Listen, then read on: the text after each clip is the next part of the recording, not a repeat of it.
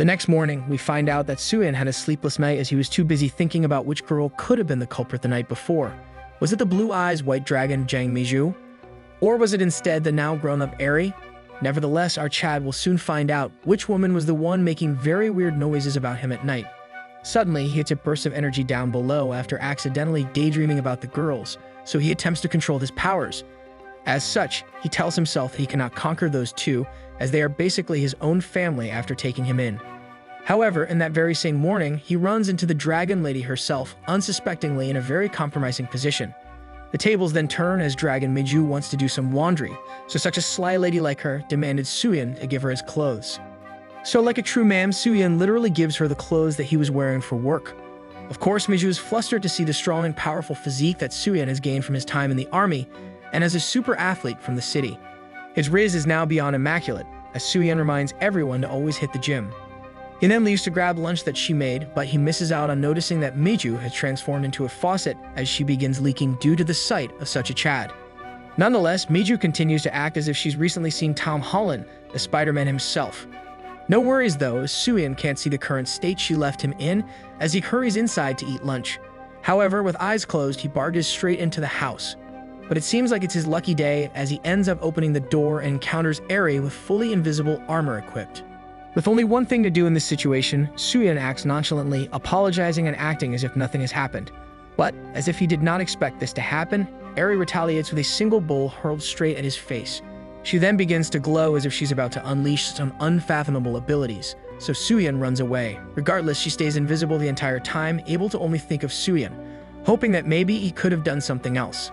Fast forward to the evening, where we find Suyin speechless, unable to process what just happened with his childhood friend. However, during dinner, Suyin attempts to apologize again, only to be met with a very hostile Eri insulting him. In the end, Suyin gets a smacking from Eri, but let's just say, he'll be smacking something else later. Now back in bed, Suyin begins to think about the two girls as he's got some nice material today. Unfortunately for him, he didn't think it through, so a massive problem begins to arise, if you get my drift. But since he can't think clearly anymore, he sends some pants flying into the air. He then tells himself that there's no other option to fix his problem, so he has to fix it himself. However, while in the middle of finding a solution himself, someone begins to run to his room shouting his name. Instead of knocking, in comes Dragon Lady Meiju, screaming for his help as apparently a massive bug is chasing her around the house. Good thing they aren't related as things start being weird due to Meiju catching him in the middle of his business. Eventually, she realizes where his hand is connected to, thus she acts as if he's a T-Rex, so she moves very slowly as she closes the door behind her. Afterwards, Suyin retreats to the corner of his room defeated as things went from 69 to 0 very quickly. As he sulks, he begins to think to himself that it's basically over for the Chad King himself. It's only been a few days back home, and now there's a high chance he might get kicked out now, left to fend for himself in an island full of very beautiful women. He then continues to ask himself if he should start packing out now, so he'll be ready once they kick him out in the morning. However, a few moments later, someone knocks on his door, so he goes to see who it could possibly be this late at night. It turns out to be Jang Miju herself, looking a little bit suspicious, if I would say so myself. The first thing out of her mouth is her asking if she can actually come inside. Once inside, Suyin sits on his bed, while Miju gets on her knees, planting herself in front of him in a very nice position. At this very moment, Suyin begins to feel a bit sad, as he expects her to reveal the news that he's being evicted. Lucky for Suyin, though, the conversation seems to unexpectedly head the other way as she nicely asks if he feels comfortable at the lodge instead. Upon hearing her continue to ask if he's okay, he gets shocked as his pride begins to take a hit. But then, the Sussy Nation invaded the soul of our Dragon Lady once again.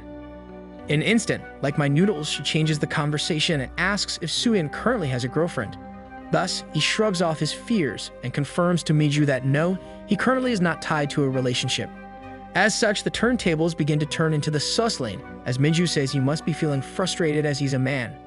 Our Dragon Lady then transforms into a Chad herself, irresistibly telling him that she can help him out with his frustrations. Earlier we dropped down to level 0, but now it quickly skyrocketed back to level 69 as Miju begins to crawl to him. Eventually, she finds himself inches away from Suyin, but our Chad is currently left speechless, unsure on what his next action should be. Still frozen, like my popsicles, a flashback then occurs. We then get sent back to his army days, where the one thing he specifically remembered is his drill surgeon ordering him to remove all his laziness pent up in his body. With the flashback finished, he remembered that he has now transformed into a true Chad, thus he moves his head close to hers. His linguistic riz then takes over as he lets her know it's been a while since he shed some sweat. He continues by telling her that it's time for some exercise, if you know what I mean. As such, Miju, equipped with her twin dragons, begins to grab hold of our soldier's very hard weapon.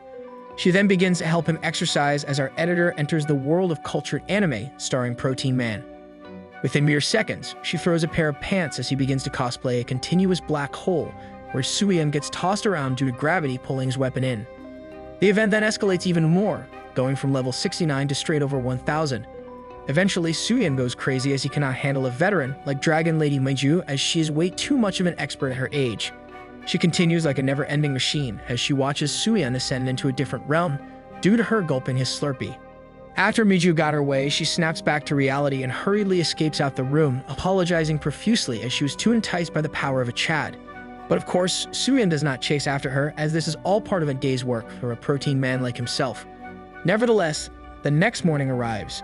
This time, as Miju is busy cooking her usual breakfast, she begins to blank every other second.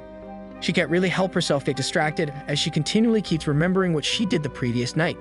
She then holds herself, still in disbelief that she really barged into a man's room and proceeded to steal his milk. Suddenly, Suyeon walked in, so he accidentally startles Miju, where she begins to get super nervous due to his presence alone. Things then get awkward, as Miju is unable to move, so the only thing she can do is stare at a god like Suyeon. Luckily for her, he breaks her stun lock, so he asks her why she's awake so early. But instead of answering his question, she replies back joyfully, asking him why he's awake instead, as he usually sleeps in. As such, she quickly turns around and goes back to cooking, where she tells him to wait for her as she's cooking him a meal. It's then revealed that the real reason she turned around was that she began transforming into a faucet, as she can't help herself but leak water every time Suyeon is around. Fast forward to the meal being finished, they end up being joined by Eri as well. However, Eri instantly notices that something feels off between the two, so she breaks the silence and asks her mom about a team coming over to the lodge today. Unfortunately, Miju reveals that they are arriving in the evening, so Eri is instantly worried that it might be a very noisy couple like last time. Afterwards, Miju begins to stare at Suyeon, unsure of what to say, as she usually is able to talk to him very casually. Thus, she attempts some small talk, unable to look at him, asking if he's going to be late to work. Meanwhile, Suyeon is also acting pretty awkwardly, so he tells her that he's leaving shortly, only for Eri to become more suspicious of the two. Nonetheless, Suyeon heads off to work, but lucky for him, the beach seems empty. There, upon arriving, he wastes time off the clock by reliving what happened the previous night, as it was totally unexpected. However, his daydreaming gets interrupted as a girl whips him back to reality. It's revealed to be Han Bada, as she's a Han baddie. Anyways, she begins to tease him as she brings her face super close to his. She then reminds him to not get sick, as if he does, she'll start to worry a lot, so she orders him to get more sleep. He then begins to sussy think about her, but he knows he can't, as it's another childhood friend. Suddenly, Bada drops a bomb as she realizes that Suyeon has activated the spell Harden. She then continues to ask in disbelief if Suyeon has been feeling frustrated lately, causing Suyeon to look down, finally realizing what's truly going on.